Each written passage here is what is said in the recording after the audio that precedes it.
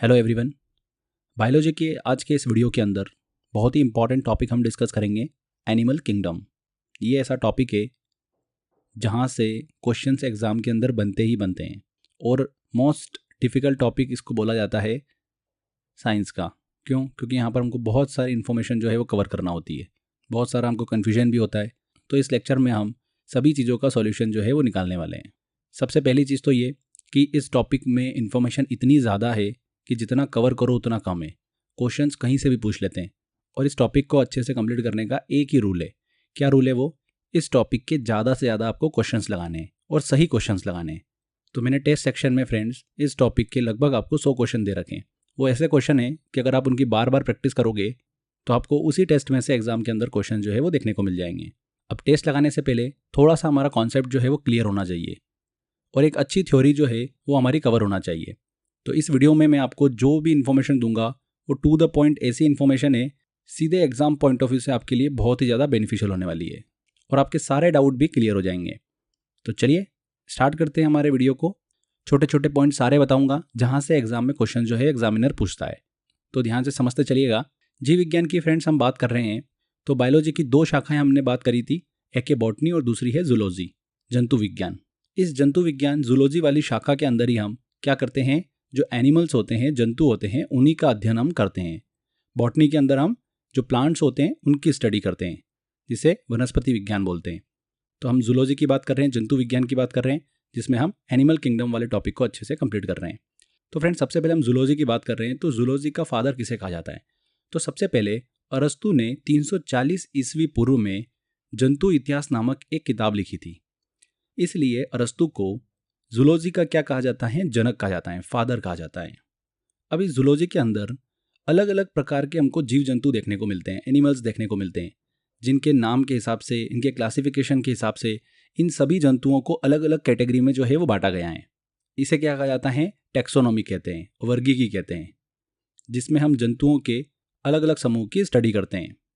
यहाँ पर एक चीज़ ध्यान दीजिएगा, 1735 ईस्वी में कैरलोस लिनियस ने अपनी एक बुक में, जिसका नाम है सिस्टेमा नेचुरी, इस सिस्टेमा नेचुरी नामक बुक के अंदर उसने 4000 से ज़्यादा जीवों का क्या करा है? क्लासिफिकेशन किया है। इसीलिए कैरलोस लिनियस को फादर ऑफ मॉडर्न टैक्सोनॉमी कहा जाता है। फादर ऑफ जूलॉजी किसे कहते हैं? अरस्तु को कहते हैं। और फादर ऑफ मॉडर्न टैक्सोनॉमी किसे कहते हैं? कैरलोस लिनियस को कहते हैं।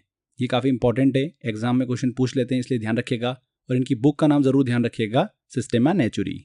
तो फ्रेंड्स अगर हम बात कर रहे हैं प्राणियों की, जंतुओं की बात कर रहे हैं, ऑर्गेनिज्म की बात कर रहे हैं, तो ये दो टाइप के होते हैं बेसिकली, यूनिसेलुलर ऑर्गेनिज्म और दूसरा होते हैं मल्टी सेलुलर ऑर्गेनिज्म।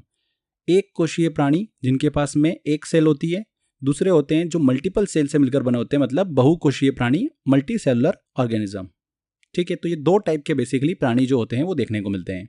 अब एक कोशीय प्राणी जो होते हैं, यूनिसेलुलर ऑर्गेनिज्म जो होते हैं, उसके अंदर एक फाइलम आता है, एक समूह आता है, जिसे क्या कहा जाता है? प्रोटोजोआ फाइलम कहते हैं, प्रोटोजोआ संघ कहते हैं। तो हमको ये एक स्टडी करना है इसके अंदर। वहीं अगर हम मल्टी सेलुलर की बात करें तो उसके अंदर हमको 9 फाइलम पढ़ना है, 9 संघ के बारे में हम स्टडी करेंगे, जैसे कि Porifera, Coelenterata, Annelida, arthropoda, Mollusca, chordata जैसे फाइलम जो है वो हम पढ़ेंगे मल्टी सेलुलर ऑर्गेनिज्म में। मनुष्य जो होते हैं या फिर आपने एनिमल्स देखे होंगे, ये सब जो होते हैं ये मल्टी सेलुलर के अंदर ही आते हैं, क्योंकि हमारा शरीर जो होता है वो मल्टीपल सेल से मिलकर बना होता है। ठीक है, कॉर्डेटा में हम स्टडी भी करेंगे आगे। तो मैंने आपको ये बताया फ्रेंड्स कि प्राणी जो होते हैं वो बेसिकली दो प्रकार के होते हैं, यूनिसेलुलर ऑर्गेनिज्म और मल्टी सेलुलर ऑर्गेनिज्म। अब बिफोर हम एक एक करके इन फाइलम की स्टडी करें, उससे पहले कुछ बेसिक कॉन्सेप्ट है वो हम थोड़ा सा क्लियर कर लेते हैं। देखिए, कोई भी जीव होता है उसकी जब एम्ब्रियोनिक स्टेज होती है, मतलब उसका शरीर जब बनना स्टार्ट होता है, एम्ब्रियोनिक मतलब भ्रूण वाली स्टेज जो होती है, ठीक है, तो उस दौरान 3 लेयर का निर्माण जो है हमको देखने को मिलता है। किसी किसी जंतु जीव में 2 लेयर भी होती है और किसी में 3 लेयर भी होती है। ये जो लेयर होती है बेसिकली इनको क्या कहा जाता है? जर्म लेयर कहा जाता है या फिर बॉडी लेयर कहा जाता है। ये जो बॉडी लेयर, जर्म लेयर होती है, ये सेल्स की ही लेयर होती है। इसको ऐसे देखेंगे, मैंने आपको 3 लेयर बताई, तो सबसे आउटर मोस्ट लेयर जो होती है वो कौन सी होती है? एक्टोडर्म होती है। सबसे अंदर की जो लेयर होती है गट के ऊपर, मतलब आर नाल के वहाँ पर, वो हमको देखने को मिलती है एंडोडर्म।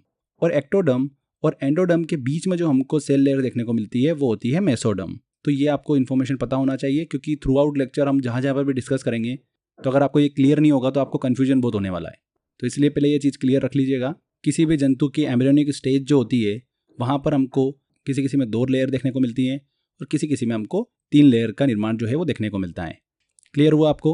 तो अभी हमने एनिमल किंगडम के क्लासिफिकेशन की बात करी, तो उसमें यूनिसेलुलर ऑर्गेनिज्म और मल्टीसेलुलर ऑर्गेनिज्म के हिसाब से हमने फाइलम देखे। यूनिसेलुलर ऑर्गेनिज्म के अंदर हमको प्रोटोजोआ फाइलम देखने को मिला, मल्टीसेलुलर के अंदर हमको पोरीफेरा, सिलेंट्रेटा, एनेलिडा, ऑर्थोपोडा और मोलास्का देखने को मिला। अब जो ये मल्टीसेलुलर ऑर्गेनिज्म वाली हम बात कर रहे हैं, ये जितने भी प्राणी होते हैं इनके अंदर हमको सिलोम देखने को मिलता है। अब सिलोम क्या है ये चीज़ आप समझ लो, उसके बाद हम एक एक करके स्टार्ट करेंगे। सिलोम जो होती है फ्रेंड्स, बेसिकली ये एक खाली जगह होती है। कैविटी को हम क्या बोलते हैं? सिलोम कहते हैं।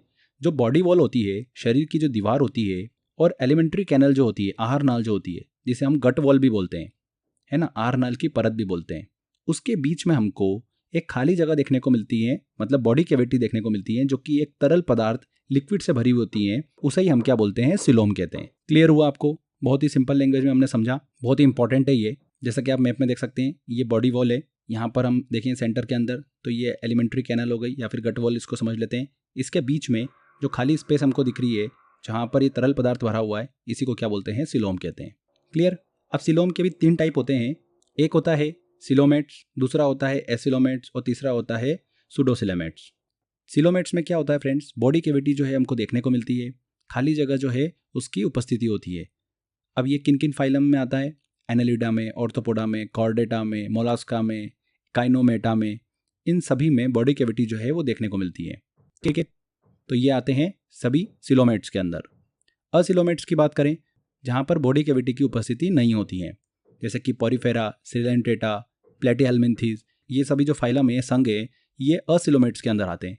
मतलब इन जीव जंतुओं में बॉडी कैविटी जो होती है उसकी प्रेजेंस नहीं होती है। एंड लास्ट में सुडोसिलोमेट्स की बात करें तो इसमें फॉल्स बॉडी कैविटी जो है, झूठी गुहाएं हमको देखने को मिलती हैं। ट्रू बॉडी कैविटी नहीं देखने को मिलती हैं, जैसे कि सिलोमेट्स में हमको देखने को मिलती हैं। तो इसके अंदर एक फाइलम आता है, एक संघ आता है, जो कि है एस्केल्मिन्थीज। तो ये क्लियर हुआ आपको? बहुत ही इंपॉर्टेंट है ये। यहाँ से आजकल क्या हो रहा है, क्वेश्चंस बन रहे हैं, इसीलिए मैंने आपको ये क्लियर करवाया है। ठीक है, तो इस तरीके से यूनिसेलुलर ऑर्गेनिज्म के अंदर सिलोम के हिसाब से इनकी जो कैटेगरी है वो भी हमने डिस्कस कर ली। चलिए, अब हम सबसे पहले बात करते हैं यूनिसेलुलर के अंदर आने वाले सिर्फ एकमात्र संघ, प्रोटोजोआ संघ की, प्रोटोजोआ फाइलम की। ठीक है, प्रोटोजोआ संघ, जैसा कि हमने डेफिनेशन में समझा था कि ये जो प्राणी होते हैं ये यूनिसेलुलर होते हैं, मतलब एक कोशीय होते हैं, एक सेल से मिलकर बने होते हैं। प्रोटोजोआ जो होते हैं फ्रेंड्स, ये पृथ्वी की उत्पत्ति के समय सबसे पहले पाए जाने वाले जीव थे। प्रोटोजोआ शब्द का प्रयोग जो है सबसे पहले किसने किया था? गोल्डफर्स ने किया था। प्रोटोजोआ जो होते हैं वो बहुत ही साधारण और एक कोशीय, मतलब यूनिसेलुलर ऑर्गेनिज्म होते हैं। बहुत ही छोटे होते हैं, सूक्ष्म होते हैं। इस फाइलम के अंदर जो जंतु होते हैं उनकी बॉडी में हमको टिश्यू और कोई भी ऑर्गन जो होते हैं वो नहीं देखने को मिलते हैं। टिश्यू की बात कर रहे हैं हम। टिश्यू क्या होता है? देखिए, किसी भी जंतु की जो बॉडी होती है, किसी भी जीव की जो बॉडी होती है, वो सेल से मिलकर बनी होती है। एक ही तरीके के ग्रुप ऑफ सेल्स को ही क्या बोलते हैं? टिश्यू बोलते हैं। तो प्रोटोजोआ फाइलम के अंदर जितने भी जंतु आते हैं, जितने भी जीव आते हैं, उनकी बॉडी के अंदर हमको टिश्यू और ऑर्गन नहीं देखने को मिलते हैं। क्लियर? इस फाइलम के अंदर इस संघ के जो जीव होते हैं उनकी शरीर की जो बाहरी सरफेस होती है, बाहरी सतह होती है, इसी के रास्ते क्या करते हैं? श्वसन करते हैं, मतलब रेस्पिरेटरी सिस्टम जो होता है इनका काम करता है। एक्सक्रिएशन जो होता है, उत्सर्जन की प्रक्रिया, वो इनकी बाहरी सरफेस के थ्रू ही होती है। तो ये क्लियर हुआ आपको? सबसे इंपॉर्टेंट चीज, एग्जाम में जो क्वेश्चंस पूछेंगे वो इनके एग्जाम्पल से पूछेंगे। तो आपको मैं 5-6 एग्जाम्पल बताऊंगा, इन्हीं में से क्वेश्चन जो है वो पूछे जाते हैं। देखिए, 2 तो सबको पता होते हैं, अमीबा और पैरामीशियम कॉर्डेटम। ठीक है, ये 2 तो बेसिकली सबको पता होते हैं, ये प्रोटोजोआ के एग्जाम्पल हैं। पैरामीशियम कॉर्डेटम को ही चप्पल जंतु कहा जाता है। चप्पल के आकार का दिखता है ये, इसीलिए इसको चप्पल जंतु कहते हैं। तीसरा आता है सबसे मोस्ट इंपॉर्टेंट, यूग्लिना। इसको ग्रीन प्रोटोजोआ के नाम से जानते हैं। अभी एसएससी में क्वेश्चन पूछा था कि इनमें से किसे ग्रीन प्रोटोजोआ कहते हैं। 4 ऑप्शन आपको दे दिए, उसमें से यूग्लिना भी था, तो यूग्लिना को ही कहते हैं ग्रीन प्रोटोजोआ। ठीक है, ऐसे क्वेश्चन एग्जाम में बनते हैं। इसके बाद अगला एग्जाम्पल है ट्रिपेनोसोम गैबियंस। ये बहुत इंपॉर्टेंट है। इस प्रोटोजोआ के कारण स्लीपिंग सिकनेस रोग हो जाता है और सीसी मक्खी जो होती है वो इस प्रोटोजोआ का वाहक होती हैं। इसके बाद आता है वेरी वेरी इंपॉर्टेंट, एसिटेबुलेरिया। एसिटेबुलेरिया जो है ये फ्रेंड्स यूनिसेलुलर ऑर्गेनिज्म का सबसे बड़ा जीव है। मतलब जो प्रोटोजोआ फाइलम है इसमें सबसे बड़ा जो जीव है वो कौन सा है? एसिटेबुलेरिया है। ये सबसे बड़ा एक कोशीय जीव है। सबसे बड़े प्रोटोजोआ की तो बात कर ली, अब सबसे छोटे प्रोटोजोआ की बात करें तो वो कौन सा है? प्लाज्मोडियम है। तो ये चीज़ भी हमारी क्लियर होना चाहिए। ओके, सबसे बड़ा प्रोटोजोआ एसिटेबुलेरिया, सबसे छोटा प्रोटोजोआ प्लाज्मोडियम। इन सभी एग्जाम्पल से क्वेश्चन जो है एग्जाम में पूछे जा चुके हैं। तो ये फ्रेंड्स हमारा यूनिसेलुलर ऑर्गेनिज्म के अंदर आने वाला एक फाइलम प्रोटोजोआ फाइलम हमने अच्छे से क्लियर कर लिया। ओके, अब बात करेंगे हम नो फाइलम की, जो मल्टी सेलुलर ऑर्गेनिज्म के अंदर आते हैं, बहुकोशीय जीव के अंदर आते हैं। एक एक करके हम सभी को डिस्कस करेंगे। पोरीफेरा, सिलेंट्रेटा, एनिलिडा, बहुत सारे हैं। सबसे पहले हम बात करते हैं पोरीफेरा की। इस फाइलम का नाम क्या है? पोरीफेरा। पोरीफेरा, पोर साउंड आ रहा है आपको यहाँ पर स्टार्टिंग में, और पोर क्या होता है? छिद्र होता है। तो इस टाइप जितने भी जंतु होते हैं उनके अंदर हमको छिद्र देखने को मिलते हैं, मतलब पोर्स देखने को मिलते हैं। और इस फाइलम में आने वाले जितने भी जंतु होते हैं ये सारे के सारे खारे पानी में पाए जाते हैं। और खारा पानी जो होता है वो समुद्र का होता है, मतलब समुद्री चट्टान और जो ठोस पदार्थ होते हैं वहाँ पर ये सारे जंतु जो हैं वो पाए जाते हैं। समुद्र के अंदर जो है बेसिकली हमको ये जीव जंतु देखने को मिलते हैं। जैसा कि मैंने अभी आपको बताया कि इन जंतुओं के शरीर पर छिद्र जो है वो देखने को मिलते हैं। तो उन छिद्र को, जो उन पोर्स को क्या कहा जाता है? ऑस्टिया कहा जाता है। क्या कहा जाता है? ऑस्टिया। और ये जो छिद्र हमने डिस्कस करे, इन्हीं छिद्र से जल, ऑक्सीजन, जो खाना होता है इनका, वो इनके शरीर में पहुंचता है।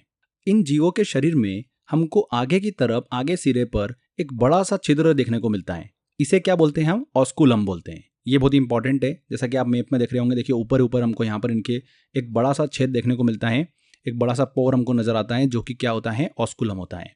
ये चीज क्लियर हुई आपको? पोरीफेरा फाइलम के अंदर आने वाले जितने भी जीव जंतु होते हैं ये इररेगुलर शेप के होते हैं, मतलब अनियमित इनका आकार होता है।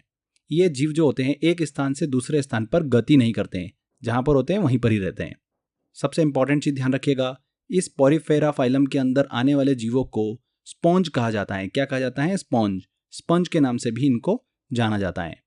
इस फाइलम के जो जीव होते हैं वो, जैसे कि हमने स्टार्टिंग में डिस्कस किया, मल्टी सेलुलर होते हैं, मल्टीपल सेल से मिलकर बने होते हैं, जिनमें क्या होता है फ्रेंड्स? कैनल सिस्टम जो है वो देखने को मिलता है, मतलब नाल तंत्र जो होता है वो देखने को मिलता है। और ये जो कैनल सिस्टम होता है इसका काम क्या होता है? पूरे शरीर में जल का प्रवाह करना, वाटर फ्लो को मैनेज करना। तो कैनल सिस्टम हमको किस में देखने को मिलता है? स्पॉन्ज में देखने को मिलता है, पोरीफेरा के अंदर देखने को मिलता है। ये एग्जाम के अंदर क्वेश्चन पूछ लिया था, ऐसे क्वेश्चंस बनते हैं एग्जाम में। इसके अलावा पोरीफेरा संघ के सदस्यों में हमको एक अलग टाइप की सेल भी देखने को मिलती है, जो कि है कॉलर सेल। बहुत ही इंपॉर्टेंट है ये, यहाँ से एग्जाम में क्वेश्चन पूछा गया था। कॉलर सेल बोल लो, या फिर क्वाइनोसाइट्स बोल लो, या फिर फ्लैगलेटेड सेल बोल लो, ये तीनों जो है वो एक ही है। किसी भी नाम से एग्जाम के अंदर क्वेश्चन पूछ लेते हैं। अब देखो, जैसा कि आप डायग्राम देख रहे होंगे, ये क्या है? एक स्पॉन्ज है। पोरीफेरा संघ के अंदर आने वाला एक जीव है, एक स्पॉन्ज है, ठीक है। अब इसकी जो बाहरी सरफेस आपको दिख रही है ये क्या है? मेसेंचियम है। इसके अंदर जो हमको लेयर देखने को मिलती है उसे क्या बोलते हैं? क्वाइनोडर्म बोलते हैं। और इसी क्वाइनोडर्म में जो क्वाइनोसाइट्स होते हैं, मतलब कॉलर सेल जो होती है, ये धसी हुई होती है। आपको दिख रहा है यहाँ पर, ये देखिए ये सेल है। आपको यहाँ पे साइड में एक इमेज भी दिख रही होगी, इसी को क्या बोलते हैं? कॉलर सेल बोलते हैं। इस कॉलर सेल के देखिए अंदर आपको एक पीछे की तरफ में एक रस्सी जैसा हमको यहाँ पर शेप दिख रहा है, एक धागे जैसा। ये जो धागा जैसा दिख रहा है आपको, इसको क्या बोलते हैं? फ्लागेला बोलते हैं। और ये फ्लागेला जो होता है ये शरीर के अंदर जल के बहाव को बनाने का काम करता है। इस स्पॉन्ज के अंदर जो वाटर के फ्लो को मैनेज करने का काम करता है वो कौन करता है? ये फ्लागेला करता है। तो फ्रेंड्स, ये कॉलर सेल जो होती है, फ्लैगलेटेड सेल जो होती है, ये स्पंगोकॉल, मतलब जो हमको ये बीच के अंदर जो कैविटी देखने को मिल रही है, इसको कैनल सिस्टम जो होता है उससे अलाइन करने का काम करती हैं। अगर हम इसको ईजी लैंग्वेज में समझें तो ये स्पंज गुहा जो है, ये स्पंज कैविटी जो है, ये खाली जगह, इसको एंडोडर्मल सेल्स से कनेक्ट करने का काम जो करती है वो कौन करती है? कॉलर सेल करती है। ठीक है, क्वेश्चन कैसा भी पूछा जा सकता है। एग्जाम के अंदर ये क्वेश्चन पूछा गया था कि हमको जो ये स्पंज कैविटी देखने को मिल रही है, स्पंजोकॉल देखने को मिल रहा है, इसको कैनल सिस्टम से अलाइन करने का काम कौन सी सेल करती हैं? तो कौन सी करती हैं? कॉलर सेल करती हैं। तो ये अभी रिसेंटली क्वेश्चन एग्जाम में पूछा गया था। तो ऐसे क्वेश्चन पूछते हैं, इसीलिए हमने इस चीज़ को अच्छे से क्लियर कर लिया है। ये बीच में जो हमको खाली वाला स्पेस दिख रहा है, कैविटी देखने को मिल रही है, ये क्या है? स्पंज कैविटी है, स्पंज गुहा है। तो ये क्लियर हुआ, यहाँ से क्वेश्चन पूछ रहे हैं इसीलिए मैंने आपको थोड़ा सा ये डीप में बताया है। क्लियर हुआ आपको? इसके एग्जाम्पल भी देख लेते हैं हम। संघ पोरीफेरा फाइलम में आने वाला देखिए कौन कौन से एग्जाम्पल है। साइकन है, यूस्पंजिया है, यूप्लेक्टेला है, बहुत इंपॉर्टेंट, और स्पंजिला है। तो ये 4 इसके मोस्ट इंपॉर्टेंट एग्जाम्पल जिनसे क्वेश्चंस पूछे जाते हैं। नेक्स्ट फाइलम आता है फ्रेंड्स हमारा सिलेंट्रेटा। सिलेंट्रेटा संघ जो है इसका नया नाम जो है वो क्या है, निडेरिया है। इसे निडेरिया के नाम से भी जाना जाता है। एग्जाम में पूछा गया था क्वेश्चन ये। इस फाइलम के जो जंतु होते हैं, जो जीव होते हैं, मुख्य रूप से कहाँ पर पाए जाते हैं, समुद्र में पाए जाते हैं। इस फाइलम के अंदर आने वाले प्राणियों की जो स्ट्रक्चर होता है, संरचना होती है, वो धागे की तरह होती है और इन जंतुओं में ब्लड जो होता है वो नहीं देखने को मिलता है। ये चीज़ ध्यान रखिएगा, इंपॉर्टेंट है। ब्लड नहीं होने के बाद भी ये जो जंतु होते हैं ये श्वसन की प्रक्रिया करते हैं, मतलब रेस्पिरेटरी ऑर्गन इनके अंदर नहीं होने के बाद भी ये सांस लेते हैं। तो ये काफ़ी इंटरेस्टिंग चीज़ है, इस चीज़ को आप दिमाग में रखिएगा।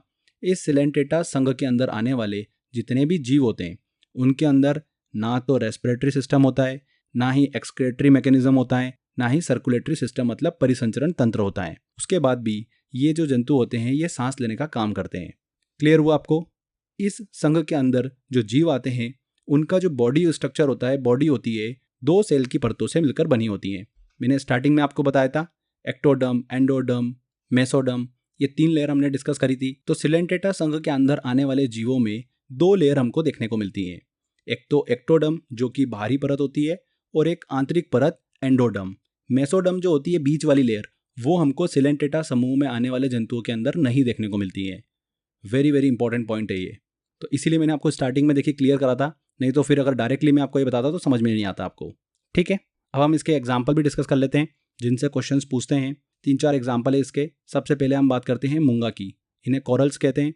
मूंगा, कोरल्स, प्रवाल, ये जो होते हैं सामान्यतः कैल्शियम कार्बोनेट के बने होते हैं। इन्हें जो है समुद्र का बगीचा भी कहते हैं। किसे? मूंगा को। आपने ग्रेट बैरियर रीफ के बारे में सुना, जो कि ऑस्ट्रेलिया के हमको पूर्व में देखने को मिलती है। उसका निर्माण जो हुआ है वो इन्हीं जंतुओं के द्वारा हुआ है, इन्हीं मूंगा, इन्हीं कोरल्स के द्वारा उसका निर्माण हुआ है। ये जंतु जो होते हैं ये क्या करते हैं, कैल्शियम कार्बोनेट को स्रावित करते हैं। उसी से ग्रेट बैरियर रीफ का निर्माण हुआ है। ठीक है, ये भी क्वेश्चन एग्जाम में पूछा हुआ है। इसके बाद अगला एग्जाम्पल आता है ब्रेन कोरल। इसी का एक टाइप है ये मेड्रिना परिवार की एक पथरीली मूंगे की जाति है। इसका शरीर जो होता है थोड़ा सा नरम होता है और एक ट्यूब के आकार का होता है। ये जो जीव होता है ये बड़े समूह में एक साथ रहता है।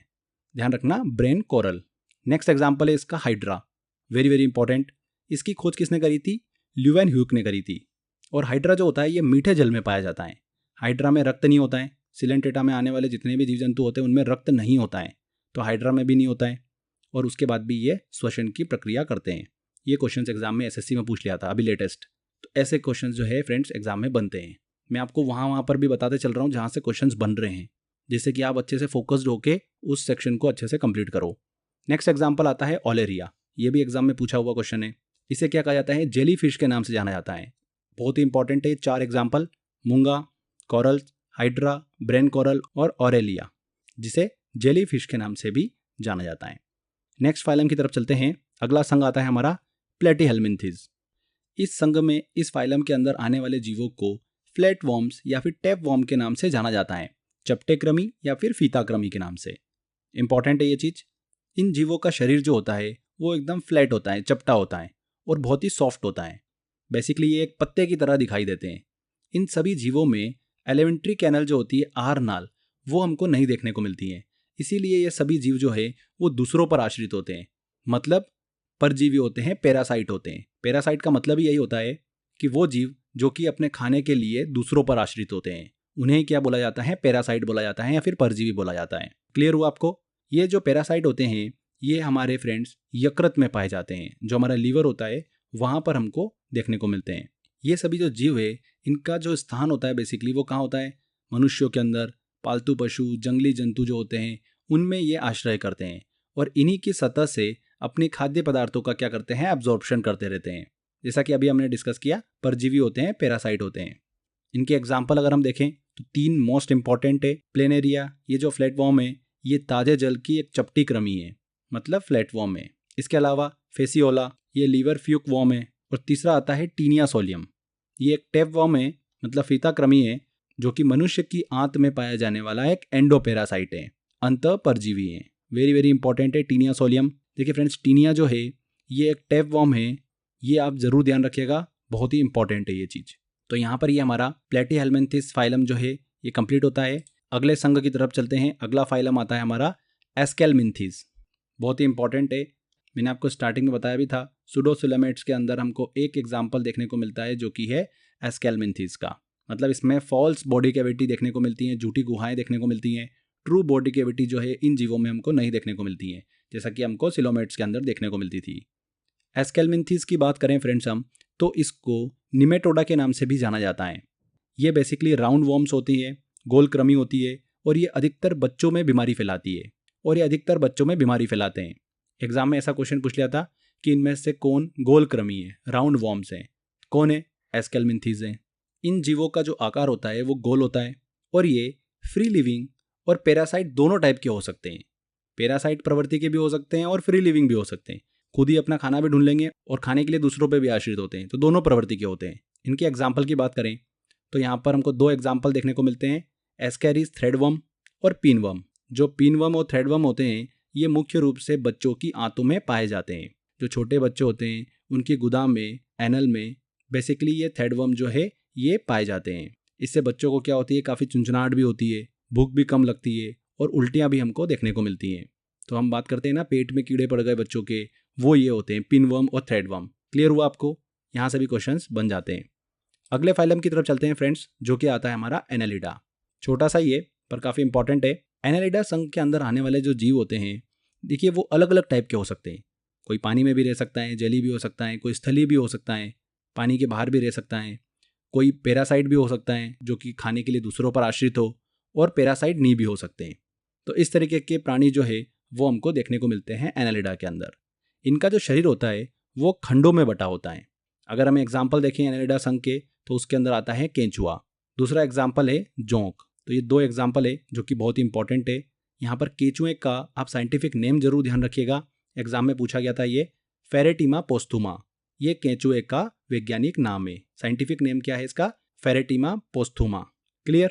चलिए आगे बढ़ते हैं। नेक्स्ट फाइलम हम डिस्कस करते हैं जो कि है ऑर्थोपोडा।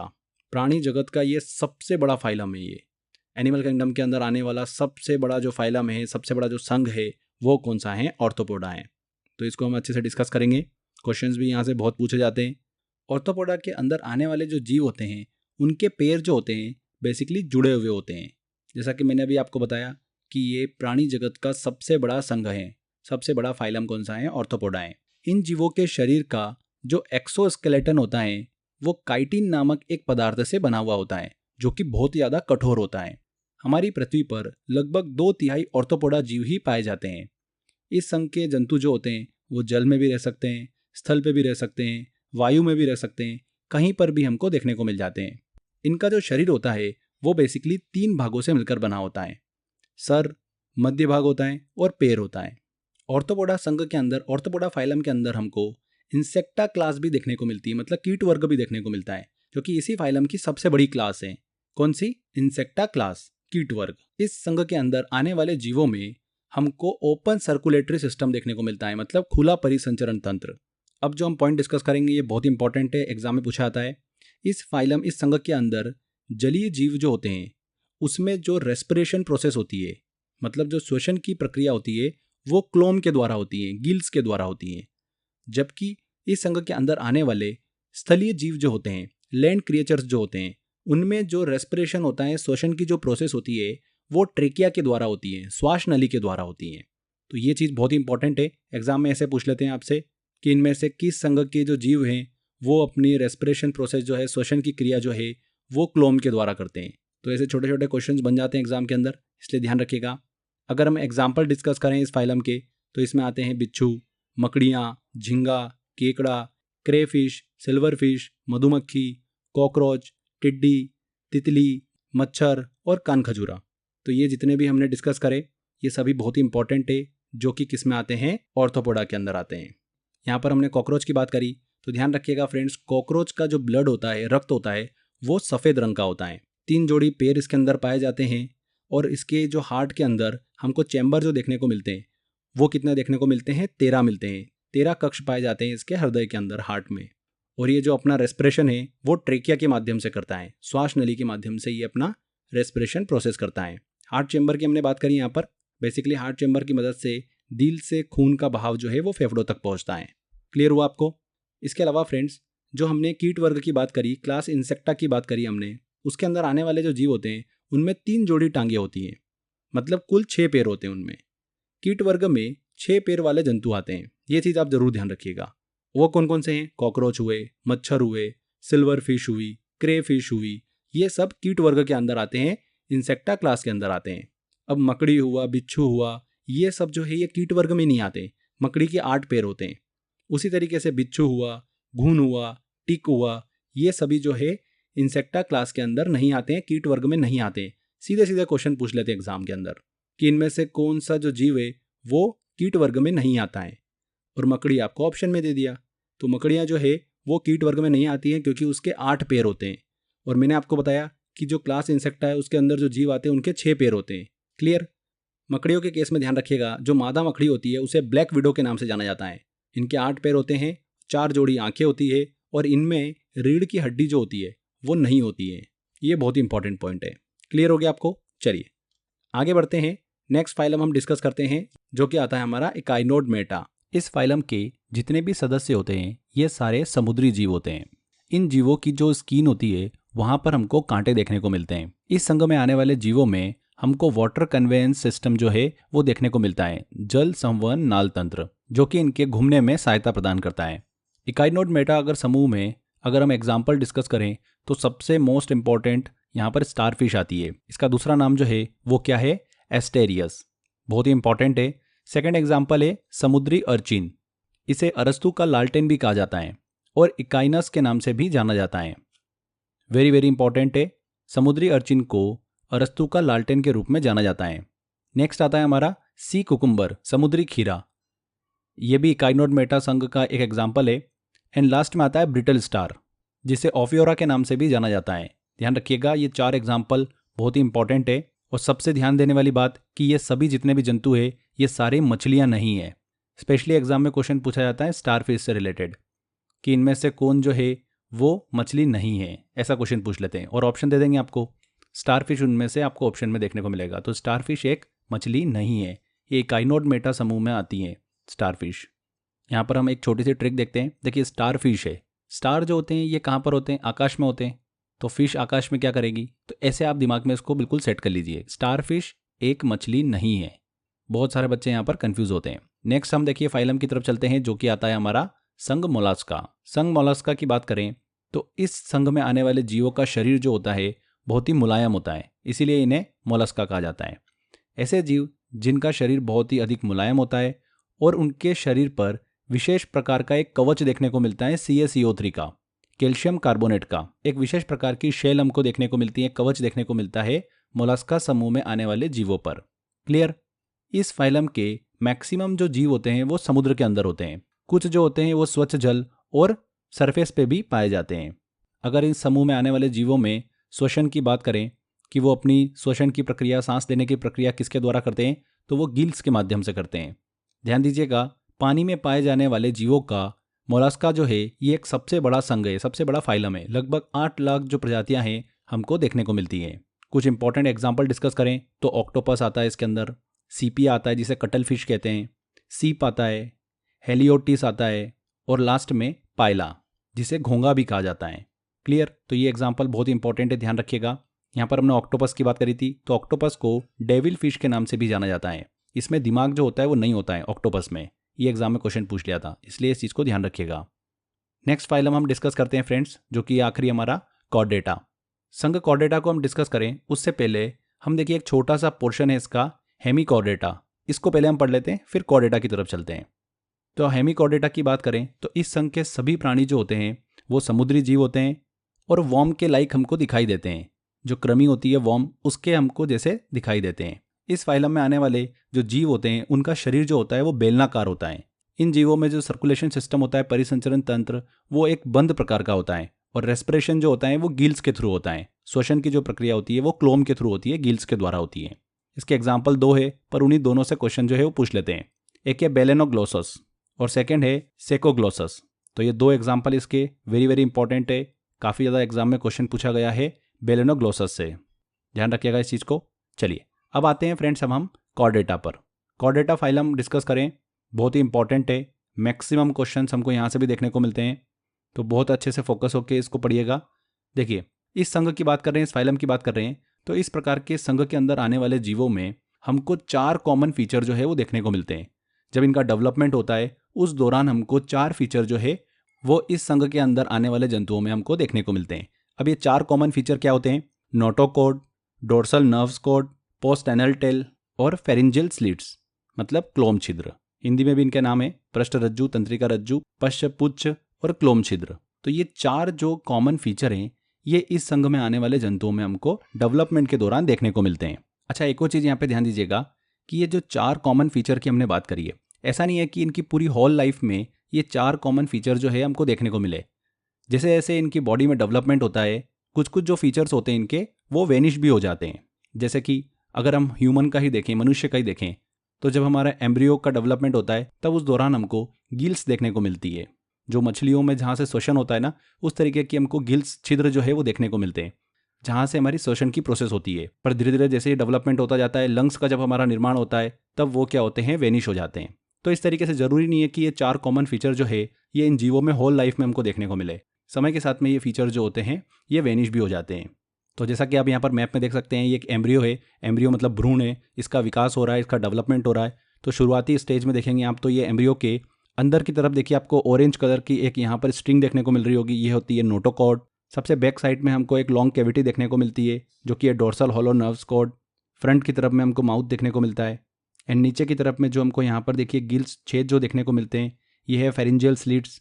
एंड देखिए पीछे की तरफ में यहाँ पर ये पोस्ट एनल टेल जो है वो हमको देखने को मिलती है। तो इस तरीके से 4 कॉमन फीचर जो है वो हमको देखने को मिलते हैं एम्ब्रियो के डेवलपमेंट के दौरान।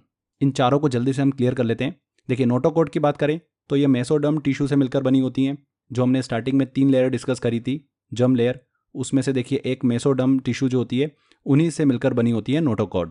ये बेसिकली कार्टिलेज से मिलकर बनी होती हैं, उपास्थि से मिलकर बनी होती हैं, जो बहुत ही लचीली होती हैं, फ्लेक्सिबल होती हैं। और इसका काम क्या होता है, नर्व कॉर्ड जो है उसको सपोर्ट देना, जो डोर्सल नर्व्स कॉर्ड है उसको सपोर्ट करना। इसके बाद आती है डोर्सल नर्व्स कॉर्ड। ये एक्टोडर्म टिश्यू से मिलकर बनी होती हैं और नर्व्स फाइबर का एक समूह होती हैं जो कि मस्तिष्क ब्रेन को मसल्स और शरीर के अन्य अंगों से कनेक्ट करती हैं, डोर्सल नर्व्स कॉर्ड। इसके बाद आती है पोस्ट एनल टेल। ये शरीर के पीछे वाले भाग पर हमको देखने को मिलती है। कुछ जीवों में जो पूंछ में हमको स्केलेटन मसल जो है वो देखने को मिलती हैं, जो कि उन्हें संतुलन, बैलेंस बनाने और मूवमेंट करने में मदद करती हैं। एंड लास्ट में फेरिंजियल स्लिट्स की बात करें, क्लोम छिद्र की, तो जैसा कि आप यहाँ पर देखिए मैप में देख सकते हैं, यहाँ पर देखिए हमको गिल्स जो दिख रहे हैं, ये जो हमको लंबे लंबे छेद देखने को मिल रहे हैं, ये मुंह को गले से जोड़ती है और वाटर फ्लो को कंट्रोल करने का काम करती हैं। तो ये कॉमन 4 फीचर है। आजकल एग्जाम के अंदर इनसे क्वेश्चंस पूछ रहे हैं, इसीलिए हमने ये चीज़ अच्छे से डिस्कस कर ली है। अब हम बात करते हैं कि इस कॉर्डेटा फाइलम के अंदर कौन कौन से जीव हमको देखने को मिलते हैं। तो इस संघ के अंदर हमको कछुआ, मछली, सांप, तोता, चीता, मनुष्य भी आता है इसके अंदर, बकरी, घोड़ा, हाथी, ये सभी जंतु जो होते हैं वो इसी संघ में आते हैं। अब कॉर्डेटा वर्ग को समझने के लिए छोटे छोटे वर्गों में इसे डिवाइड किया गया है, जैसे कि मत्स्य वर्ग हो गया, क्लास पीसेस हो गया, फिर एम्फीबिया हो गया, उभयचर वर्ग हो गया, रेप्टिलियन हो गया, सरीसर्प वर्ग जहाँ पर हमको सांप की कैटेगरी देखने को मिलती है, फिर एविस आ गया, पक्षी वर्ग, और लास्ट में मैमेलिया जहाँ पर स्तनधारी वर्ग की बात होती है। इसी में मनुष्य आते हैं। तो चलिए एक एक करके सभी वर्गों को हम डिस्कस करते हैं। सबसे पहले हम बात करते हैं मत्स्य वर्ग की। इसके अंतर्गत मछलियाँ आती है। बेसिकली मछलियाँ जो होती है वो अपना जो रेस्पिरेशन है, श्वसन की जो प्रक्रिया होती है वो किसके थ्रू करती हैं, गिल्स के थ्रू करती हैं। मछलियों का जो हार्ट होता है उसके अंदर हमको 2 चैम्बर देखने को मिलते हैं, 2 कक्ष देखने को मिलते हैं। ये चीज़ आप ज़रूर ध्यान रखिएगा। अगर इसके एग्जाम्पल हम देखें तो उसमें आती है देखिए शार्क। यहाँ पर एक पॉइंट जरूर ध्यान रखिएगा कि शार्क में हमको कोई भी हड्डी जो है वो नहीं देखने को मिलती है। शार्क में कोई भी हड्डी उपस्थित नहीं होती है। इसे डॉग फिश के नाम से भी जाना जाता है। किसे? शार्क को। सीधे एग्जाम में क्वेश्चन पूछ लेते हैं कि शार्क में कितनी हड्डियाँ होती है। आपको ऑप्शन दे देंगे 10, 250, 0 और 300। तो 0 हड्डियाँ होती है इसके अंदर। नेक्स्ट आता है एग्जाम्पल हमारा हिप्पोकैम्पस। बहुत ही इंपॉर्टेंट है और बहुत बार क्वेश्चन यहाँ से पूछा है।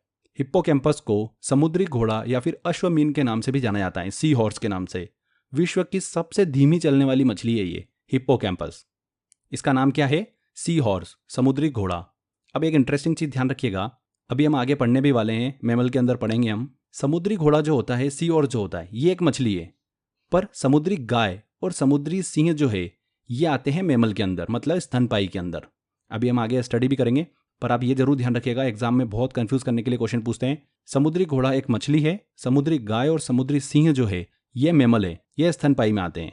ठीक है, तो ये चीज़ आपको बिल्कुल दिमाग में सेट कर लेना है। इसके बाद अगला एग्जाम्पल आता है गेम्बूसिया। बहुत इंटरेस्टिंग फिश है ये। गेम्बूसिया जो है इसे मॉस्किटो फिश भी कहते हैं, मतलब तालाब कुओं में इसको छोड़ने पर ये मच्छरों को क्या करती है, नियंत्रित करके रखती हैं। तो गेम्बूसिया ध्यान रखिएगा, मॉस्किटो फिश। एंड लास्ट में आती है, इसके बाद आती है स्टोन फिश, पाषाण मछली भी बोलते हैं इसे। स्टोन फिश मतलब इसका भारी स्ट्रक्चर जो होता है एकदम पत्थर जैसा होता है, पता ही नहीं चलता कि मछली है कि क्या है। अगर आप इसको पानी के अंदर देखोगे तो आपको ऐसा लगेगा कि कहीं पत्थर रखा हुआ है, बट ये फिश है, स्टोन फिश। सबसे विषैली मछली होती है स्टोन फिश, सबसे विषैली मछली होती है स्टोन फिश। इसके अलावा भी देखिए इस वर्ग के और भी एग्जाम्पल है, जैसे फ्लाइंग फिश, कॉड से एग्जाम में क्वेश्चन पूछा गया था, टॉर्पिडो, रोहू, कतला, ये सभी जो है इस वर्ग के जंतु हैं। क्लियर? यहाँ पर ये ध्यान रखिएगा, डॉल्फिन, वेल, तारा झींगा, पेंगुइन ये मछलियों में नहीं आते हैं, तो इनको लेकर भी क्वेश्चंस आपसे पूछ सकते हैं। आगे बात करते हैं, नेक्स्ट क्लास आती है हमारी एम्फीबिया। एम्फीबिया देखिए बहुत ही सिंपल तरीके से हम समझते हैं, इस वर्ग में जितने भी जीव आते हैं वो स्थल पे भी रह सकते हैं, सरफेस पे भी रह सकते हैं और पानी के अंदर भी रह सकते हैं, इसीलिए इन्हें उभयचर कहते हैं, मतलब एम्फीबिया कहते हैं। इनके शरीर पर शल्क मतलब स्केल्स जो होती है, बाल, पंख वो नहीं होते हैं, पर इनकी त्वचा जो होती है वो बहुत ही ज़्यादा चिकनी होती है। जो इनकी बाहरी सरफेस होती है वो बहुत ही ज़्यादा चिकनी होती हैं। इस वर्ग में आने वाले जो जीव होते हैं वो अपना श्वसन जो रेस्पिरेशन करते हैं वो इस त्वचा के माध्यम से ही करते हैं, तो ये चीज़ आप ध्यान रखिएगा। कौन कौन से एग्जाम्पल आते हैं देखिए, मेंढक आता है इसके अंदर, हाइलाए आते हैं, सेलामेंडर, एक्सोलोटल और हेलबेंडर। सबसे इंपॉर्टेंट मेंढक ही है इसमें। तो एम्फीबिया में आते हैं मेंढक। मेंढक के अगर हम हार्ट की बात करें तो उसके अंदर 3 हमको चैम्बर देखने को मिलते हैं, 3 कक्ष देखने को मिलते हैं। मछलियों में 2 और मेंढक के अंदर 3, ये चीज़ आप ध्यान रखिएगा। नेक्स्ट आते हैं हमारे रेप्टेलिया क्लास, सरीसर्प वर्ग। इस क्लास के अंदर आने वाले जो जीव होते हैं वो हमें रेंगते हुए दिखाई देते हैं, स्थलवासी होते हैं, सरफेस पे रहते हैं। कुछ कुछ जीव जो होते हैं वो जल में भी निवास करते हैं। सबसे इंपॉर्टेंट चीज़ कि इस क्लास के अंदर आने वाले जो जंतु होते हैं वो कोल्ड ब्लडेड होते हैं, ठंडे खून वाले होते हैं। ठंडे खून वाले होने से मतलब ये है कि वातावरण के अनुसार ये शरीर का तापमान जो है वो बदल लेते हैं। कोल्ड ब्लडेड होते हैं सरीसर्प वर्ग में आने वाले जंतु। क्लियर? बहुत इंपॉर्टेंट है, सीधे क्वेश्चन पूछते हैं यहाँ से। इसके एग्जाम्पल डिस्कस करें तो इसके अंदर कछुआ, घरेलू छिपकली, अजगर, मगरमच्छ, एलिगेटर, डेक्रो बहुत इंपॉर्टेंट है। ये सभी इसके एग्जाम्पल हैं। एक एक करके इन एग्जाम्पल को भी डिस्कस करेंगे फ्रेंड्स। देखिए सबसे पहले हम बात करते हैं इंपॉर्टेंट चीज़, किंग कोबरा। किंग कोबरा एकमात्र ऐसा सांप है, ये क्या करता है, अंडों की सुरक्षा के लिए घोंसले का निर्माण करता है, और इसका जो भोजन होता है वो क्या होते हैं, दूसरे सांप होते हैं। इसके बाद अगला सांप आता है वाइपर रसेली। ये बहुत इंटरेस्टिंग है, ये एकमात्र ऐसा सांप है जो कि अंडों की जगह पर सीधे बच्चों को जन्म देता है, वाइपर रसेली। नेक्स्ट आता है रिटल सांप, दुनिया का सबसे ज़्यादा विषैला सांप होता है, रिटल स्नेक। ओके, नेक्स्ट आता है हमारा हाइड्रोफिश। हाइड्रोफिश जो है बेसिकली इसे समुद्री सांप भी कहा जाता है, पानी के अंदर ये पाया जाता है हाइड्रोफिश। तो ये चारों जो है स्नेक की कैटेगरी दिमाग में रखिएगा, काफ़ी इंपॉर्टेंट है। नेक्स्ट हम बात करते हैं छिपकली की। तो डेक्रो जो है ये एकमात्र उड़ने वाली छिपकली है। कौन सी? डेक्रो। ये एग्जाम में क्वेश्चन पूछा गया था, इसलिए ध्यान रखिएगा। और हिलोडर्मा नामक एक छिपकली होती है, ये दुनिया की एकमात्र जहरीली छिपकली है। कौन सी? हिलोडर्मा। नेक्स्ट इस क्लास के अंदर आते हैं डायनासोर। दुनिया का सबसे बड़ा सरीसर्प जो था वो कौन था? डायनासोर था। जुरासिक काल में 65 करोड़ वर्ष पूर्व जो है ये विद्यमान थे। तो ध्यान रखिएगा, सरीसर्प था डायनासोर। ये भी क्वेश्चन एग्जाम में पूछा जा चुका है। अगर हम वर्तमान में सबसे बड़े सरीसर्प की बात करें, रेप्टेलिया की बात करें, कौन है? Komodo dragon. ये दुनिया का वर्तमान में सबसे बड़ा रेप्टेलिया है। नेक्स्ट हम बात करते हैं मगरमच्छ की। तो ये एकमात्र ऐसा सरीसर्प है, रेप्टेलिया है, जिसके हृदय में 4 चेंबर जो है वो पाए जाते हैं, 4 कक्ष जो है वो देखने को मिलते हैं। तो ये कुछ बेसिक चीज़ आपको पता होना चाहिए। लास्ट में एक प्रजाति के बारे में जरूर दिमाग में रखिएगा। टाइफ्लोप्स जो होते हैं ये अंधे सांप की एक प्रजाति होती हैं, और ये सांप जो होते हैं ये बिना जहर वाले होते हैं। कौन? टाइफ्लोप, ब्लाइंड स्नेक्स की एक प्रजाति है। आगे बात करते हैं हम क्लास एविस की, पक्षी वर्ग की।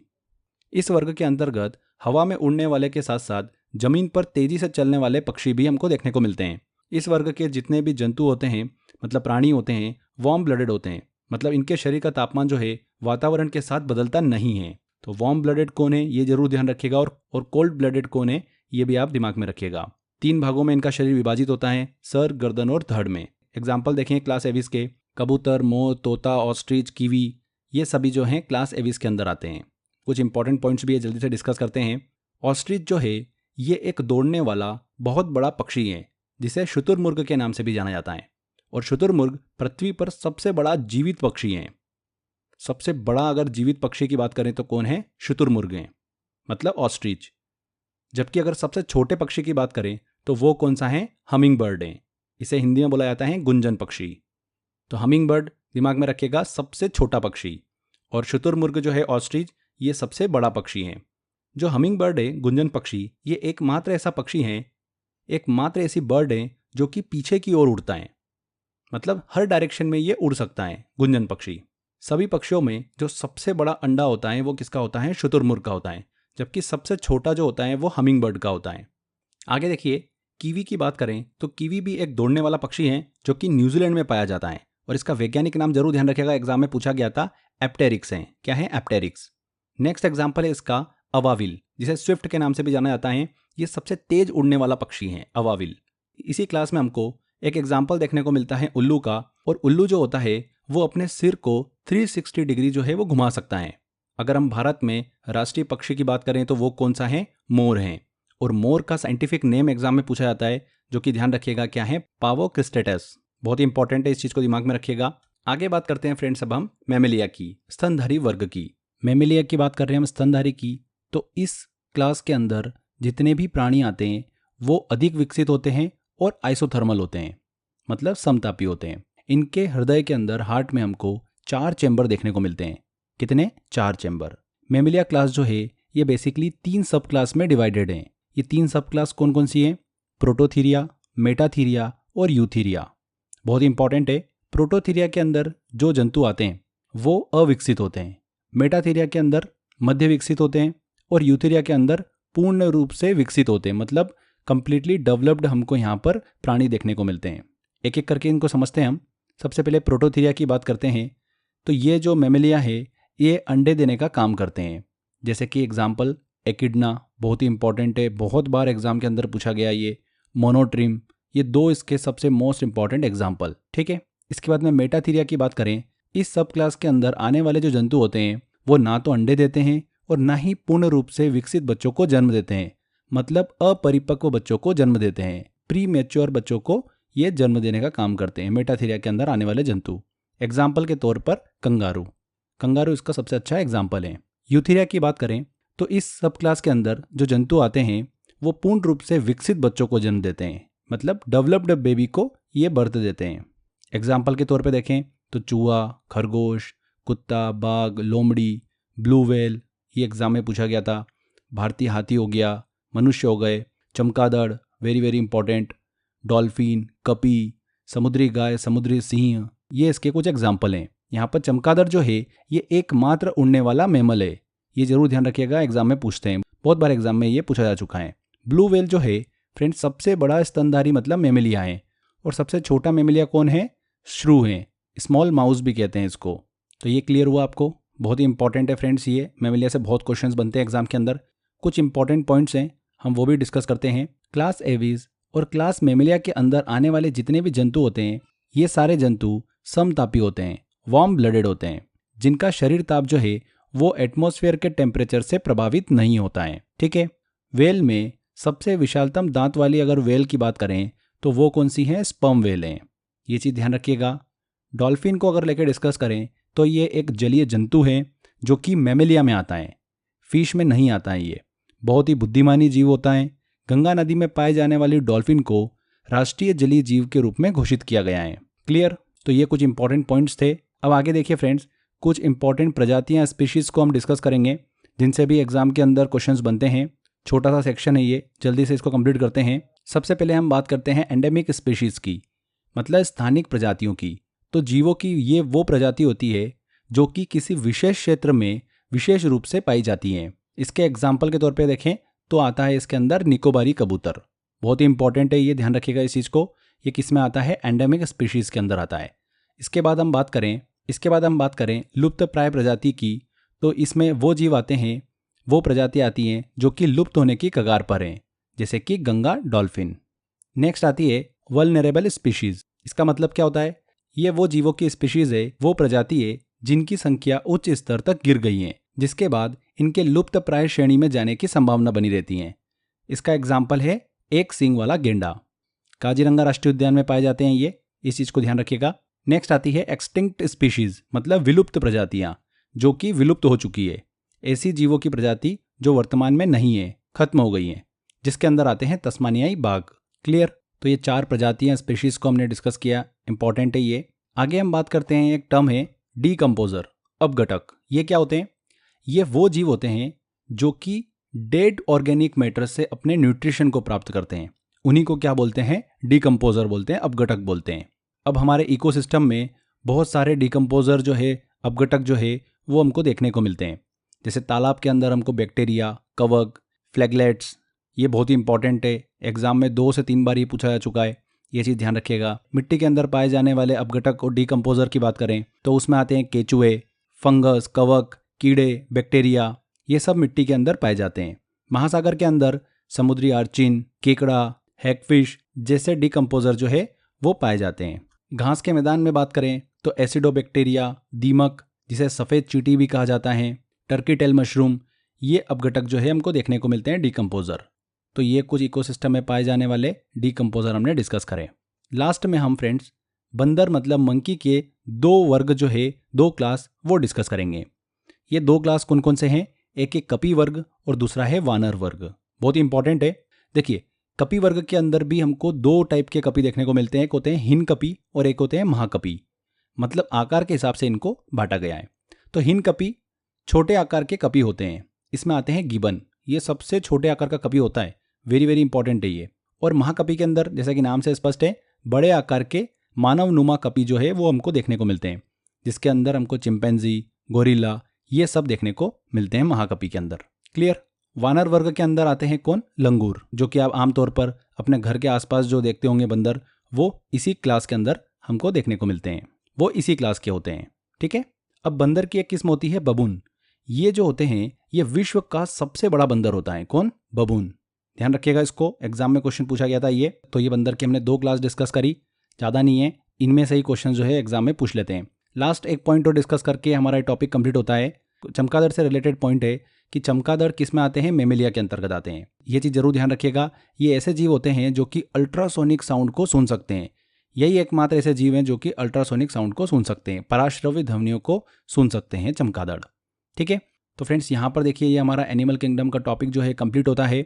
जितनी भी इन्फॉर्मेशन थी वो हमने कंप्लीट करी है। एग्जाम में इस इन्फॉर्मेशन के बाहर आपसे नहीं पूछेंगे, तो अच्छे से जितना मैंने आपको बताया है उसको ध्यान से पढ़ लीजिए और बार बार जो मैंने आपको मॉक टेस्ट दिया एनिमल किंगडम का, उसकी प्रैक्टिस करिए।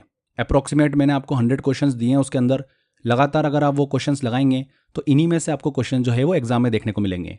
बहुत ही इंपॉर्टेंट टॉपिक है, ऑलमोस्ट हर एग्जाम में हमको इस टॉपिक से क्वेश्चन जो है वो देखने को मिलता ही मिलता है। तो जो मैंने आपके लिए थ्योरी प्लान करी है, ये बिल्कुल टू द पॉइंट ऐसी थ्योरी है जिससे एग्जाम के अंदर क्वेश्चन आपके फंसेंगे ही। चलिए एक छोटे से टेस्ट की तरफ चलते हैं, कुछ क्वेश्चंस लेते हैं कि एग्जाम में इस टॉपिक से क्वेश्चन बनते कैसे हैं। देखिए, पहला क्वेश्चन है, टाइफ्लोप्स क्या हैं? बेसिकली टाइफ्लोप्स जो होते हैं ये ब्लाइंड स्नेक्स होते हैं। टाइफ्लोप्स के अंदर ब्लाइंड प्रजाति के स्नेक्स जो हैं वो देखने को मिलते हैं। तो बी आंसर यहाँ पर सही होगा। एसएससी में क्वेश्चन पूछा गया था अभी रिसेंटली ये।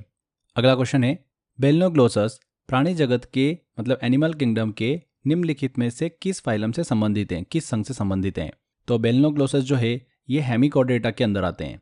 हेमिकॉर्डेटा हमने डिस्कस किया था, ऐसे जंतु जिनका शेप जो होता है वो बेलन के आकार का होता है। तो बेलनोग्लोसस नाम से स्पष्ट है, हमको ध्यान रखिएगा, हेमिकॉर्डेटा।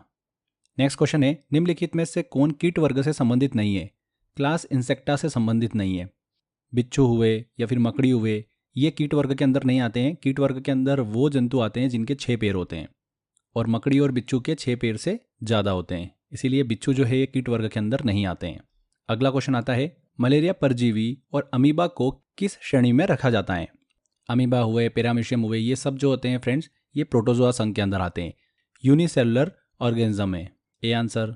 तालाबों और कुओं में निम्न में से किस एक को छोड़ने से मच्छरों के नियंत्रण में मदद मिलती है? तो मच्छरों को नियंत्रित करने वाली मछली कौन सी है? Gambusia. B answer. Green protozoa के नाम से जाना जाता है।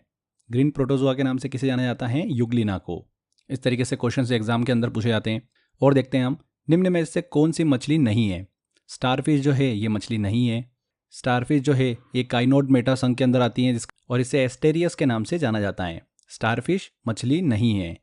अगला क्वेश्चन आता है, सबसे बड़ा मेमेलिया कौन सा है? स्तनपायी जीव जो है वो कौन सा है? तो ब्लू व्हेल जो है ये सबसे बड़ा स्तनपायी है, मेमेलिया है। कोरल रीफ का निर्माण किसके द्वारा होता है? तो सिलेंटेटा संघ के अंदर आने वाले जंतु जो होते हैं वो कोरल रीफ का निर्माण करते हैं और ये जंतु जो होते हैं कैल्शियम कार्बोनेट को स्रावित करते हैं, उसी से इसका निर्माण होता है। सिलेंटेटा संघ के अंदर हमको देखने को मिलते हैं। जेलीफिश के नाम से जाना जाता है, तो ऑरेलिया को जेलीफिश के नाम से जाना जाता है। C answer. फ्लैट वॉर्म्स चपटे कृमियों को किस संघ के अंतर्गत रखा गया है? फ्लैट वॉर्म्स या फिर टैप वॉर्म्स जो होते हैं ये सब प्लेटीहेल्मिन्थीज के अंदर आते हैं और इनके एग्जाम्पल हमने डिस्कस किए थे। प्लेनेरिया, फेसियोला, टीनिया सोलियम, ये सभी एग्जाम्पल हैं प्लेटीहेल्मिन्थीज के। तो ये आंसर। निम्नलिखित में से जो नियत तापी प्राणी होते हैं वार्म ब्लडेड, वो कौन सा है? मतलब समतापी, नेचर के टेम्परेचर से उसको कोई भी प्रभाव नहीं पड़ता है। तो चमगादड़ जो होते हैं ये वार्म ब्लडेड होते हैं। सांप जो होते हैं कोल्ड ब्लडेड होते हैं। सांप हुए, चिपकली हुए, ये सब कोल्ड ब्लडेड होते हैं। चमगादड़ वार्म ब्लडेड होता है। निम्न में से कौन सा जीव अपनी त्वचा से सांस लेता है? तो मेंढक जो होते हैं ये अपनी त्वचा से सांस लेते हैं। अगला क्वेश्चन आता है, इनमें से कौन सा एक सबसे बड़ा बंदर है? तो बबून जो बंदर की एक किस्म है ये सबसे बड़ा बंदर है। B answer. सबसे छोटा जो होता है वो कौन सा होता है? गिबन। गिबन जो होते हैं ये हिंद कपी होते हैं जो कि आकार में सबसे छोटे कपी होते हैं।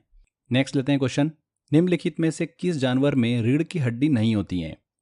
तो मकड़ियों के अंदर रीढ़ की हड्डी नहीं पाई जाती है। B answer. लास्ट क्वेश्चन है, निम्नलिखित में से कौन सी कोशिका फाइलम पोरीफेरा के सदस्यों में स्पंगोकोल मतलब स्पंज गुहा जो होती है और कैनल जो होती है उनको अलाइन करने का काम करती हैं? तो स्पंगोकोल और कैनल सिस्टम को अलाइन करने का काम जो करती है वो कौन सी करती हैं? कॉलर कोशिका करती हैं, कॉलर सेल। बी आंसर यहाँ पर सही होगा। तो फ्रेंड्स इस तरीके से देखिए क्वेश्चन जो है वो एग्जाम के अंदर पूछे जाते हैं। हमने सारे क्वेश्चंस बड़ी आसानी से लगा लिए। आई होप आपने भी सब सॉल्व कर लिए होंगे। अच्छे से थ्योरी आपको पढ़ना पड़ेगा, समझना पड़ेगा इसको, तब आपसे सारे क्वेश्चन जो है बड़ी आसानी से लग जाएंगे। टेस्ट के अंदर मैंने लगभग 100 क्वेश्चन के आसपास आपको दे रखे हैं, तो आप बार बार उनकी अच्छे से प्रैक्टिस करिए। क्वेश्चन आपका 100% इसी में से देखने को मिलेगा आपको। बहुत इंपॉर्टेंट टॉपिक है, अच्छे से मेहनत करते रहिए, 100% आपको सफलता मिलेगी। तो आज के सेशन में इतना ही। काफ़ी बड़ा सेशन था हमारा, बट बहुत इंपॉर्टेंट है, इसलिए मैंने इसको एक ही वीडियो में कंप्लीट किया है। हम चाहते थे इसको थोड़ा थोड़ा कर करके 3-4 लेक्चर्स में पढ़ सकते थे, बट वो हमारे लिए ही कन्फ्यूजन होता, इसीलिए हमने इसको सिंगल वीडियो के अंदर ख़त्म किया है और आपको भी सिंगल वीडियो में ही ख़त्म करना है इसको।